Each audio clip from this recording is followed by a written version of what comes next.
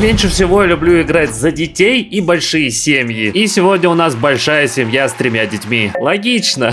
Но на самом деле действительно логично, потому что вот это все начало одного большого сезона, а начинаем мы с самого-самого детства, с самого рождения. И первым делом знакомьтесь, Пич. Да, классическая Пич.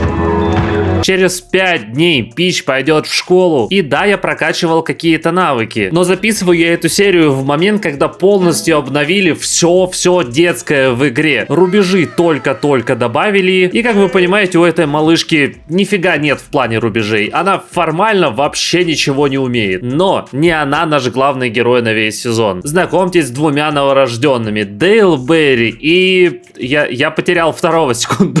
Черт. А, вот он. Не знаю, как он оказался здесь, но это наш герой на все поколение, Марио Берри. Про имена чуть позже расскажу, и так как это первая серия сезона, естественно, будет довольно много разговоров. Такова судьба каждой первой серии сезона. Я думаю, те, кто смотрит постоянно, уже привыкли, к тех, кто видит меня впервые, эта серия отличается от всего того, что будет. Ну, танцы. Танцы будут всегда. Вот от этого можно не отвлекать, так оно и будет продолжаться, да? Черт, эти младенцы уже супер голодны. А еще, подожди, он только что попшикал пульверизатором на стол, чтобы его помыть, и нас оштрафовали, так как мы израсходовали слишком много воды. Но он же не из шланга поливал. Или... Фрэнк, я чего-то не видел? Не пытайся меня отвлечь, я разговариваю серьезно с Фрэнком. Ладно, вообще-то нам реально нужно покормить наших младенцев. И ухаживать за детьми стало еще сложнее. Так что, заведя 3, я немного погорячился, мягко говоря. Почему младенца закинуло в соседний дом для прислуги? Я не могу его покормить. Окей, разместим ребят каждого в своей будущей комнате. Кажется, с таким раскладом нам просто необходимо нанять няню. А, и мы будем платить ей за все время пребывания у нас. Ну, то есть это логично, но по $10 в час. Хотя, слушайте, это всего лишь $240 в день. Как дешево покупать людей в Sims 4, оказывается. Да, давайте начну знакомить с персонажами. И это Пич Берри, наша наследница. Пока она просто ангелочек. И в целом будем придерживаться примерно этой линии поведения. Давай, карабкайся. Лестница в рай.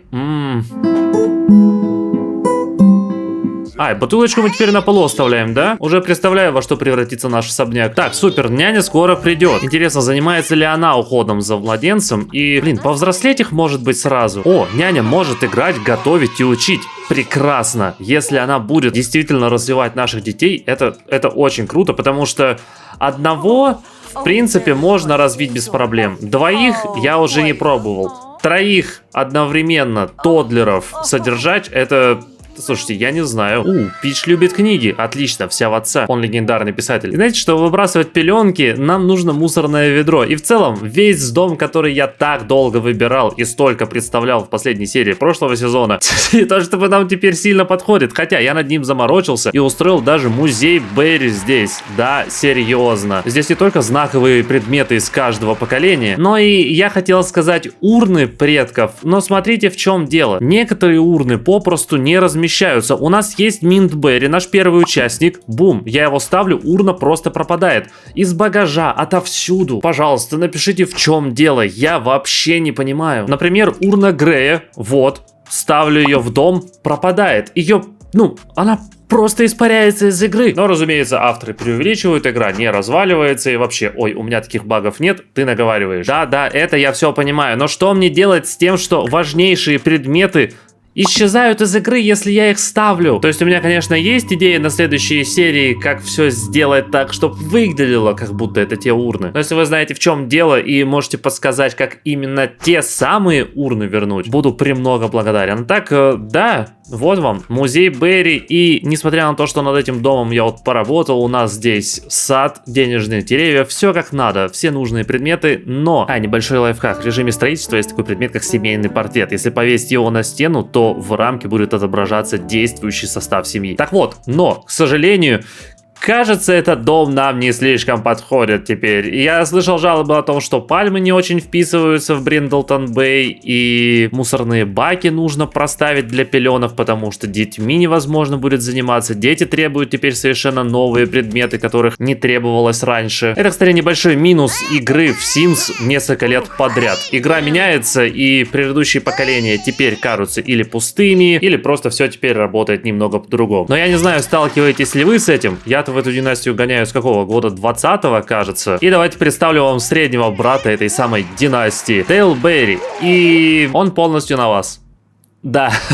Если Пич наша принцесса, да, это та самая отсылка и на цвет, и на принцессу из Марио. А про, собственно, Марио вы узнаете чуть позже. То на Дейла особо каких-то планов нет. Конечно, было бы здорово замутить что-то в духе The Good, The Bad, The Ugly и сделать его, скажем, злодеем. Но у нас были злодеи недавно. Плюс, мне кажется, с нашим Трикстером Марио нам будет хватать паксливых действий. Еще раз. Дейл полностью на вас. И да, я знаю, вы думаете, эй, да когда же ты уже будешь этими детьми играть? И я пытаюсь...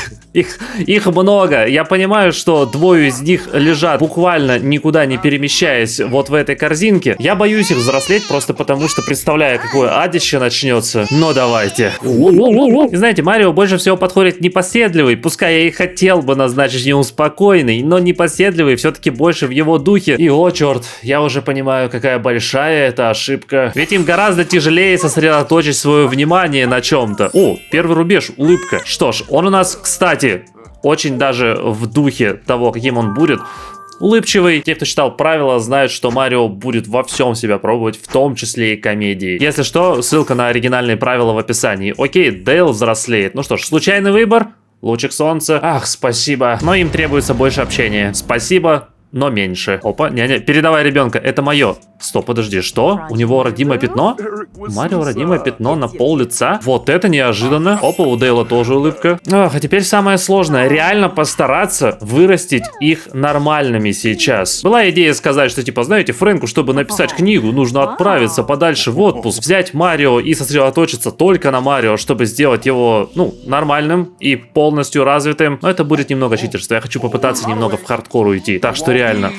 Начинаем выполнять рубежи, начинаем ухаживать за ними максимально. Ну все, серьезно относимся к ребятам. Ой, посмотрите, я не знал, что у Фрэнка, который пережил все эти рубежи добавились задним числом. Я думал, старые персонажи после обновления будут пустыми. За это лайк. Так, мы превратили все в детский сад. Это не совсем такая семья, но еще раз, нам нужно серьезно заниматься младенцами. И знаете, наверное, что я сделаю? Хлопну в ладошки, перемещаясь во времени, а между хлопками займусь скучной рутиной, которую даже показывать не буду. Я пытался серьезно взять и прокачать младенцев, но смотрите, что происходит. Эй, я пытаюсь покупать Марио, наша няня не отдает нам ребенка уже несколько часов. Пожалуйста, ребенок просто застрял у нее на руках, а теперь она уходит. Определись, куда ты идешь. А, простите, почему ребенок просто лежит на полу, куда ушла мать? А, потанцевать, окей, объяснимо. Ой, и ты, нельзя просто взять и все скинуть на няню, которая к тому же и ушла. Алло, вот почему я не люблю ни детей, ни большие семьи в Sims 4. Потому что вся игра теперь похожа на, господи, что происходит? Ты куда лезешь? Какой под... О, нет. Моешь руки после танцев. Ты как танцевала? Ребенком кто будет заниматься? Но, насколько я понимаю, реалистичная часть новых детей в том, что как только они появляются, у тебя совершенно нет времени на их родителей. В смысле, совсем. Ты занимаешься только детьми. Ненавидят просыпаться. Дейл, как я тебя понимаю. Но да, что-то у нас Британи, большой музыкант. Нет, ты теперь няня. Фрэнк, величайший писатель, буквально Иисус на земле. Нет, теперь он просто сменяет подгузники. Все, никакого величия. У нас дети. Британи? А, смотреть фильм про Симонуэль. Да, нашим великим людям довольно тяжело вживаться в новые роли. Ой, я свет забыл включить.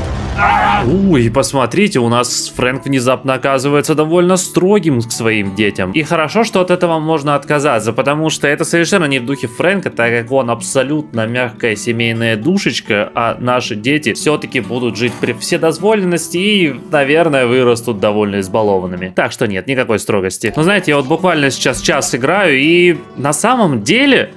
Интересно. Конечно, очень сильно отвлекает от истории, это да. И как я говорил, сегодняшняя детская серия сильно отличается. Любая первая серия сильно отличается в сезоне. Но зато постоянно есть что поделать, что посмотреть. Я думаю, многим знакомо, когда персонаж очень сильно развит, его потребности в принципе практически не падают, и он весь такой офигенный. О, кстати, Пиш теперь все лучше и лучше двигается. Звучало немного неправильно. Но теперь вашим дофига крутым персонажам есть чем заняться. Это... собственно, детьми. Еще раз. Пока что мне это кажется интересным.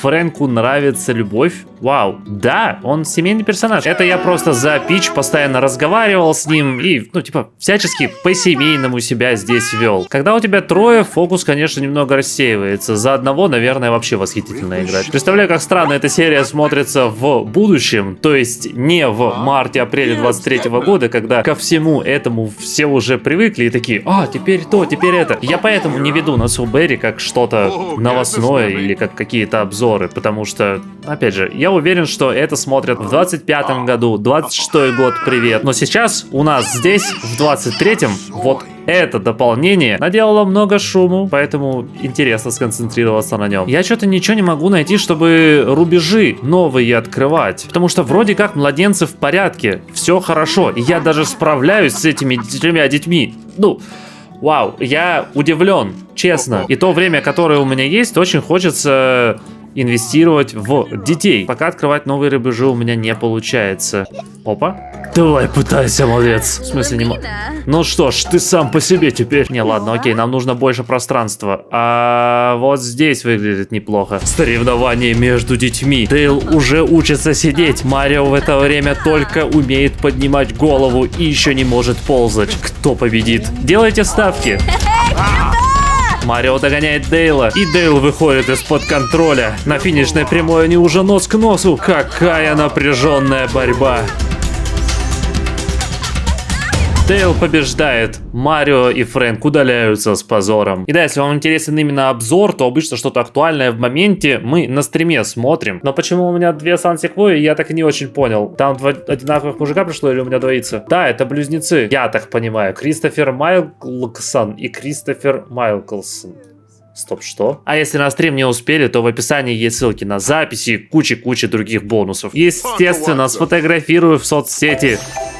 Марио научился переворачиваться на живот. Стоп, это уже было. Ты что, по 2-му разу навыки проходишь? Они оштрафовали Пич Берри за то, что она расходует много воды. Малышка всего лишь попила во время еды и провалилась через стул. Вот и Фрэнк удивлен. Эй, спокойно, она не пропала, она за стулом, все хорошо. И да, извиняюсь, что дом превратился в настоящее месиво, в котором сложно ориентироваться, но он не был рассчитан на такое количество детей и новую возрастную стадию. Так что у нас внезапно мусорки рядом с колыбельными, колыбельные прямо в спальне. Ребенок не в колыбельной, что? Я хороший родитель, честно. И знаете, если со старшей сестрой и средним братом вам более-менее все понятно, то Марио, главный герой нашего поколения, должен выполнить вот эти задачи, будучи вот таким персонажем. А именно, являясь довольно ленивым, растяпой и обжорой, пройти всю карьеру детектива и выполнить жизненную цель шутника. Но это не такой плоский персонаж, который просто лентяй, выросший в атмосфере вседозволенности. Нет, хотя сейчас да. Окей, сейчас можно. Ну не реви, ты ребенок, это нормально. Вот танец был лишним, лучше не дергайся особо. Про задачи не договорил, потому что это не такой плоский персонаж. Ему нужно выйти замуж или жениться на коллеге, овладеть музыкальным инструментом, а кроме музыкального инструмента освоить еще очевидно из жизненной цели навык комедии. Кроме этого, навык высокой кухни или изысканной кулинарии. Последнее требование в этом поколении: мы должны жить не в том мире, в котором выросли. В смысле, не в этом городе. Да, нам снова придется покинуть Приндлтон Бэй, в который мы только-только вернулись. Как думаете, это он написал или наплакал? И знаете, рассказав вам сейчас про характер и задачи этого персонажа, да, он по идее должен быть совершенно никудышным, ленивым растяпой, который просто любит поесть и пошутить. Знаете, такой детектив в отставке, который, собственно, и будет детективом. Но я нашего Марио вижу немного по-другому. Разумеется, он не будет выпадать за рамки правил, просто чуть больше глубины и сложности придать такому интересному персонажу хочется. И знаете, очень интересно услышать ваши ожидания на сезон. Рады ли вы, что Нацубэри возвращается и снова выходит регулярно? А сейчас, когда мы с персонажами познакомились, давайте я займусь рутиной, не на запись. И осталось 3 вещи, которые я хотел сказать. Во-первых, зацените Майнкрафт. Там правда классное прохождение. Если вы сомневались,